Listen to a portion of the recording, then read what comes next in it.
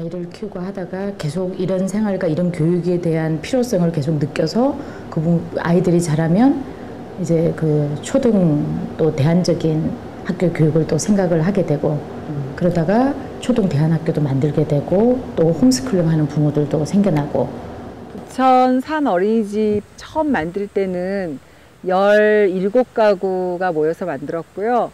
이 공동체 문화를 우리 아이들에게 물려줘야 그 어떤 어린 시절에 함께 크는 이 문화가 계속되지 않을까, 뭐 그런 생각을 했던 사람들이었던 것 같고요. 근데 이제 마침 그 사람들이 또 80년대 초반에 20살의 초반을 보낸 경우가 되게 많았어요. 그래서 그랬을 때는 이런 걸 경험한 거죠. 그러니까 꿈을 꾸고 그걸 통해서 사회를 변화시켜 보려고 했고, 그걸 통해서 사실은 자기 삶이 변한 사람들, 교육 공동체 혹은 조금 더 욕심을 내면은 지역의 생활문화 공동체, 이런 거를 꿈꾸는 사람들이었던 것 같아요. 사회에서 요구하는 사람으로 커나가기 위해서 지금 우리 아이들은 뭘 해야 되는가, 이런 식으로 고민을 하면 끝이 없다고 생각합니다. 한이가 집안일을 매일처럼 하고 살았는데 보내면서 제일 큰 달라진 점은 제가 많이 이렇게 아빠 노릇을 배우고 있는 것 같아요. 제일 기쁘고 보람되고, 준영이가 집에 있을 때보다 더 살찌고 있는 것 같아서 보람이 많이. 자, 가지고 아저씨 잘라줄게. 가지고 와봐. 일단 하나 만들어보자.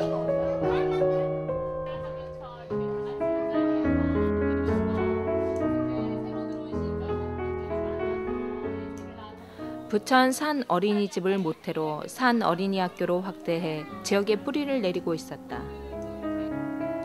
도시는 단절이었다. 우리가 다가가기에는 너무 많은 벽들이 사이를 가로막고 있다. 도시의 꽃은 시들지 않는다. 계절 따라 시들고 다시 피는 꽃을 심고 싶었다. 살아있는 꽃을.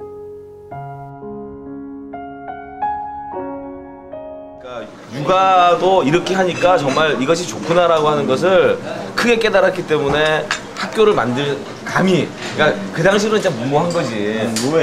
무모한 건데 산어린이 학교 개교했다는 게 그때로서는 진짜 센세이션한 거였거든.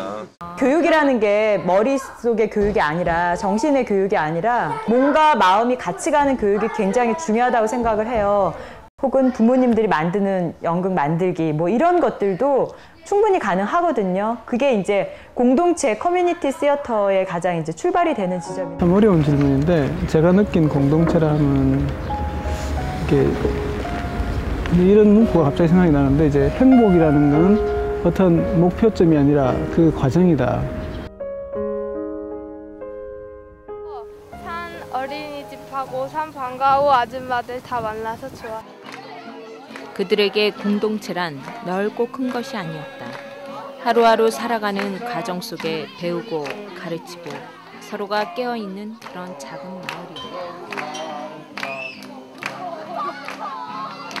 마을이었다. 인간다운 것이 무엇인가에 대한 그런 생각들이 쌓이고 쌓여가지고서 이렇게 이제 1980년대 이래로 어느 정도 이제 그 경제적 여유가 생기면서 그런 것들이 모색되게 돼가지고서 사람들이 공동체를 이제 찾고 그 속에서 그 속에 이제 자신들의 꿈을 담았다고 생각이 듭니다.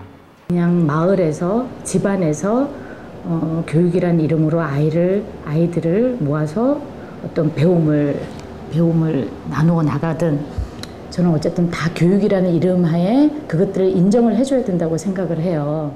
근데 그거는 뭐 정부만이 인정하는 게 아니라 우리 모두 좀 그런 생각을 좀 바꿔야겠죠. 교육에 대한 생각을.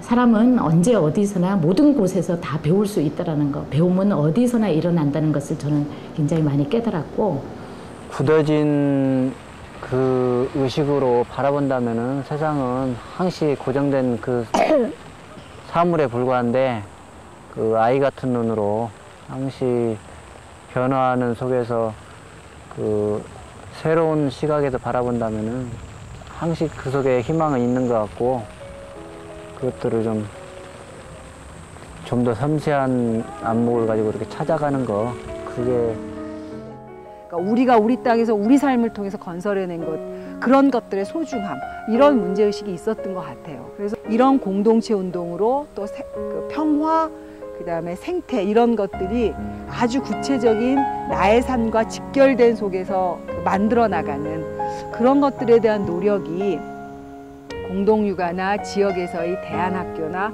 이런 것들로 많이 나타나지 않았을까. 이제 그런 문제의식이 우리의 어떤 그 실천의 그 밑바탕에 깔려 있지 않을까, 그런 생각이 듭니다.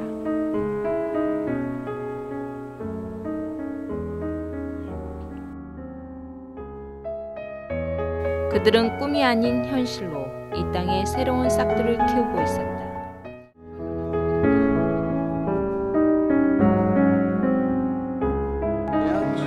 애는 애야. 걔는 독립이야. 그렇지?